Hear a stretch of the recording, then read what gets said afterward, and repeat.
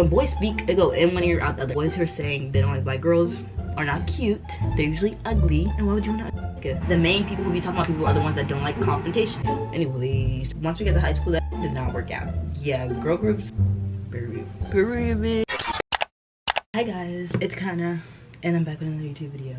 I haven't done a sit down video in so long, so this is kind of awkward, and I'm trying to like relax, but it's really hard for me because I can't even stay still. Today we're gonna be doing a girl talk video. I asked my Instagram to ask me some questions and give me some topics that I can talk about relating to girl stuff, and y'all are really good. I feel like YouTubers I watch are my friends, so y'all are my friends. So I'm gonna tell y'all some advice, and if there's any girls younger than me or even older than me that are watching and need advice, I got you. Hi. Oh, are you lagging? Yeah, really? Yeah, you lagging. Look at you. So I wrote down in my notes all like the don't tell me I deleted them.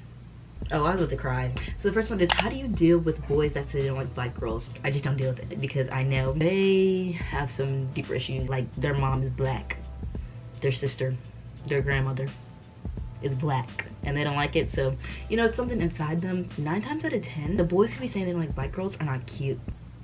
Also, I feel like the main boys that are saying they don't like black girls, they can't even pull their preference. So it's like, what are you talking about? When boys speak, they go in one ear, out the other. I don't be listening, because what are you talking about? You're not talking about nothing. You know, that's how I deal with it. I just don't. Do you feel the need to always have a new hairstyle and learn how to do makeup because what is portrayed in social media? Okay, listen to this stuff. Me and Kayla talk about this all the time. I love seeing girls know how to do makeup. I love that shit. Like, I eat that up. But I honestly don't know how to do any of that. Like, I don't know how to do makeup. My hair, the only hairstyle I will have is like my straight hair and like knowledge braids. That's the most hairstyles you get out of me. I don't think it really affects me that much. Me personally, I just don't wear makeup. Okay, so I guess the question's like, hold on, I'm gonna read it again. Oh, no, I don't feel the need to always have a new hairstyle and know how to do makeup because it's just not me. It's just not my brand. How do you deal with not having a lot of friends? In like middle school, I had like a whole group of girlfriends, and like once we get to high school, that shit did not work out. Yeah, girl groups, 9 times out of 10 are not gonna work out. Have you guys seen those tweets when they're like, your friend groups, how it goes from middle, high school, college, grown adults? Yeah, you're not gonna have a lot of friends in life. Half the people you're friends with in like middle school, high school, you're not gonna be friends with them in like 5 years. And I feel like even if you are friends with a lot of people now, you need to be able to be at peace with yourself and be able to be happy by yourself and not need other people to be happy, because you're gonna be by yourself your whole life. Even if it comes to a point where you have no friends, you'll be perfectly fine because you have yourself. I feel like that's how I'm good at not having a lot of friends, because I'm really at peace with it myself. Even though I complain a lot about like not having friends, not really like, I don't complain a lot, but you know what I mean. Like, it's like, oh, I wish I had a group of friends. Like, and I feel like I only say that just for like the activities. Like, I'm not even the type of person to tell everybody my business, so it's like I really don't wish I had a whole bunch of friends, but then at the same time it's like I do wish I had a whole bunch of friends just like to do stuff with. I don't know if that makes sense. I hope that makes sense to y'all. Like, I wish I had a bunch of friends, but at the same time I really don't want a whole bunch of friends because then that's more people in your business. But yeah, that's how I deal with not having a lot of friends. It's actually really nice. Y'all should try it sometime. Talk about friendship breakup. 9 times out of 10, you should see a friendship ending. Like most of the people that I stopped being friends with, I already knew it wasn't gonna last. Honestly, like I said, I already knew they were coming, so I just already had in the back of my head, we're gonna stop being friends. I'm gonna start mourning the friendship now. That doesn't sound good. It really don't sound good. I know that does not sound good, but it's like your gut knows. It's like I wasn't intentionally mourning the friendship, but I already was mourning friendships before they ended, if that makes sense. Like I was already like, damn, it's not going to work in the back of my head. So when it happened, I was just like, oh, okay. Like I didn't have a reaction at all, and I feel like that probably made it worse for them, because like, dang, why don't you got a reaction? But it was like my body and my mind was already telling me this ain't gonna be a good friendship. Like, it's not gonna last. Okay. Maintaining your mental health as a college student. So I maintain my mental health at school by planning ahead, writing down stuff in a planner, having designated days where I'm gonna do work, having designated days where I'm gonna just like relax and do me. I never put myself in a position to be stressed out because I'll just do my work on time or even way before the due date. The next question is how to use your free time other than social media. Okay, so I think reading is really fun. I personally love reading. Like when I was younger, I read all the time. I stopped in like high school because like I didn't have enough time, but now that I'm in college, I read so much. I have multiple books for y'all I'm gonna recommend to y'all.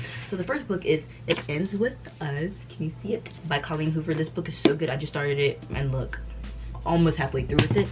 And then this book, and it's called Homebody. Jentori gave it to me, and it's so freaking good. This is like poetry, so if you like poetry, there's a good book for you. Light Filters and Poems. I think my mom got me this book book is so freaking good. Another poem book. I love poems, by the way. Also, another thing I'm really into is reading self-help books, and this is a really good self-help book. It is called You Are a Badass: How to Stop Doubting Your Greatness and Start Living an Awesome Life. Really great book. Y'all should read it. Reading is something I like to do a lot. YouTube, obviously. I started YouTube because I was like really lonely and sad in college, and like I was homesick, so I just started making YouTube videos and vlogging my days and stuff. Okay, also another thing that I did at the beginning of the year, colored, guys. I literally colored when I was bored. Like, I have a whole, this is all coloring sheets that I print out at the library. Look at this one. There's like some Bratz ones I have. Just like, there's a whole bunch of substitutions than being on your phone, and I feel like you just gotta find out what works for you. So if that's coloring, color. If it's reading books, read books. If that's making YouTube videos, make YouTube videos. Just find something that you enjoy doing and do it instead of being on your phone. Oops. My mom is so cute. She literally swaps up on all my stories. Talk about toxic to healthy relationships. People be joking and saying like, oh, I'm toxic, I'm toxic. That crap is not a joke. Like, to me, I don't find that funny at all. I don't think being toxic is cute. I don't know who told you it was cute. Being toxic is not cute at all to me. But yes, I've dealt with toxic people before, and now that I'm in a healthy relationship, it's like, in the beginning of the relationship, I feel like everything he was saying to me was a lie because I'm so used to liars. I don't know, it was really hard. I'm not even gonna lie to y'all, it was so hard going from like toxic people to a healthy person. I feel like the bar is just set really low after dealing with a toxic person. Then when somebody comes and they're treating you right, it's really scary. You don't even want to believe what this person is saying to you, and then that affects how you are towards the new person. Even a new person can be perfectly fine, but it's like, you're used to somebody being toxic to you, so you're not gonna believe what they're saying. It's gonna take time to build that trust up and believe what they're saying and feel like your feelings are truly validated. I feel like it was hard for both of us because we both dealt with toxic people. We were both like, you trying to hurt me? That's my spiel on that. I don't know. It's just hard.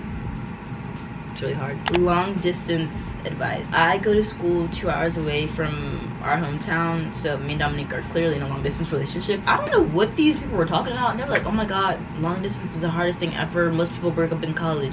If you break up in college because of long distance, y'all didn't like each other. Why y'all break up? Because y'all don't see each other every day. Was it just a physical relationship? I feel like distance really proves who had just a physical relationship versus emotional and physical, and I feel like it should be both. You don't want to be with somebody because they can do stuff for you. You should be with somebody because you like them, you have a good time together, and y'all can talk about things. You don't have to see each other every day. Y'all should have a strong enough bond where distance doesn't even affect it at all. Like, I feel like me and Dominique see each other every day because we talk all the time.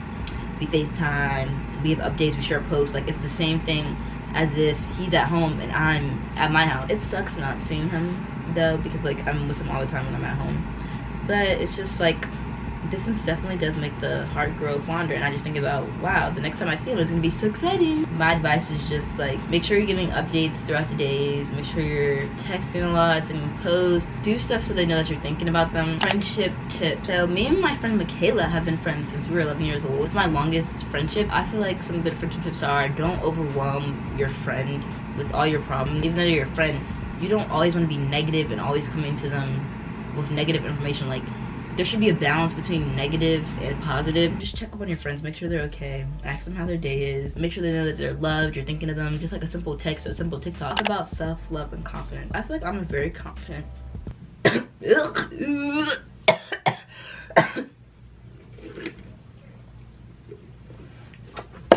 feel like I'm a very confident person because I feel like my parents are a really big role in me being confident, because my parents always like encouraged me to be different, to not be like everybody else.